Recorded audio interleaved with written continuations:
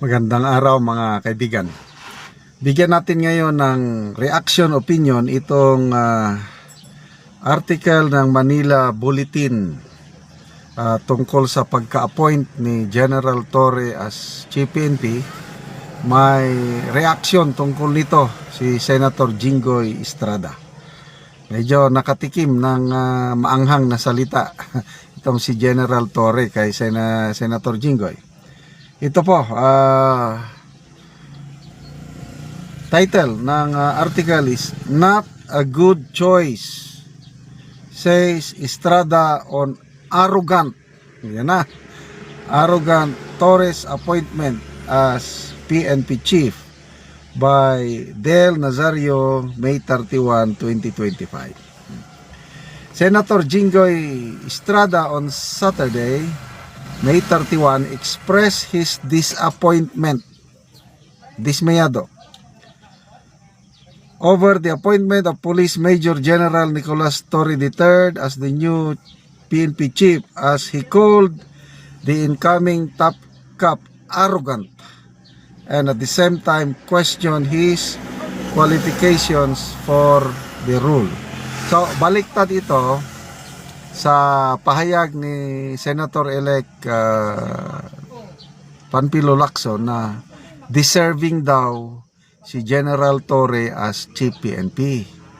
Although hindi niya masyadong kilala, sabi ni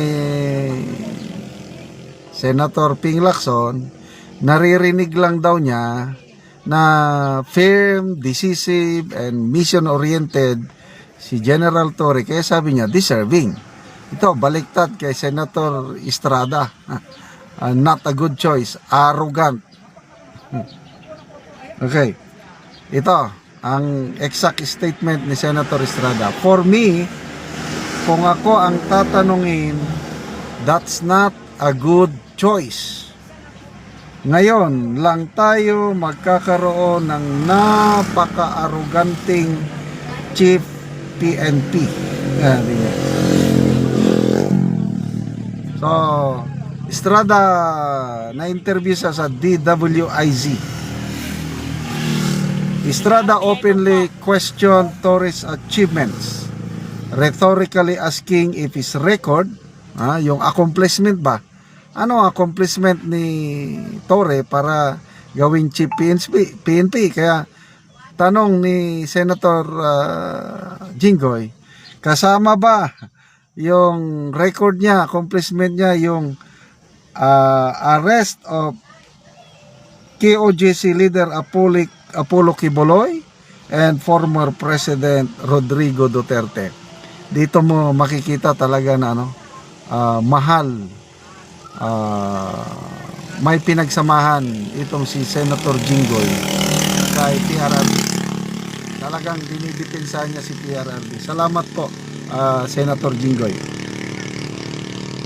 Asked if he thought this earned Torre the top PNP post or if it was a reward of sorts for what he has done, Estrada said, "Your guess is good as mine." Ano ba? Reward ba ito ni Torre dahil sa pagka-aresto kay Quiboloy and PRRD? Your guess is as good as mine. Galing. The senator was also asked what he expect from Torres' leadership. Sabi ni Jinggoy, "I don't know. That remains to be seen. If he will continue his arrogant ways in governing the police force, I don't know what will happen." Okay. Tinanong, ano ang mensahe niya? Dito ako natawa. Ano ang mensahe ni Senator Jinggoy kay Torre? Sabi niya, hinay-hinay lang, wag masyadong mayabang. Estrada frowned over the declining public trust in the PNP. He recalled that the force ratings were higher during his father, former President Joseph Estrada's administration, especially under then PNP Chief and now Senator-elect Panfilo Lacson. Ako, agree ako dito. Panahon ni President Erap, Chief PNP si Ping Lacson, grabe, unti-unti nang bumabalik ang tiwala ng taong bayan noon kasi istrikto si General Lacson. Tandang-tanda ko yung policy ni General Lacson kasi uso noon ng malalaking tiyan na pulis eh. Kaya sabi niya, ang waistline ng pulis, it should be 34 inches. Ang hindi makaabot ng 34 inches, out ka sa serbisyo. Wow! Kaya kami rin sa Armed Forces noon, nagsimula halos parehas time ni General Lacson as PNP Chief, yung 34 waistline. Kasi may mga sundalo rin noon na malalaki ang tiyan eh. Yun, sinimula namin. Grabe ang physical fitness test na nangyari. Kaya unti-unti nawawala yung mga sundalo na malalaki ang tiyan kasi pag hindi ka makapasa sa physical fitness test, ano yan, 3 klase yun eh. Sit up, push up, and 3-mile run. Pag hindi mo may pasa, bigyan ka pa ng isang tsansa. Pag hindi ka nakapasa, tanggal ka kahit official ka pa. Meron nga akong kaibigan, PMA graduate, nang dahil hindi niya naipasa yung physical fitness test, tinanggal. Ganon. Kaya, ganon kadisiplinado ang PNP panahon ni General Lacson. Kaya, agree ako dito sa sinasabi ni Senator Jinggoy na mataas ang trust rating ng PNP panahon ni Estrada, President Erap at General Lacson. Ngayon, I don't know.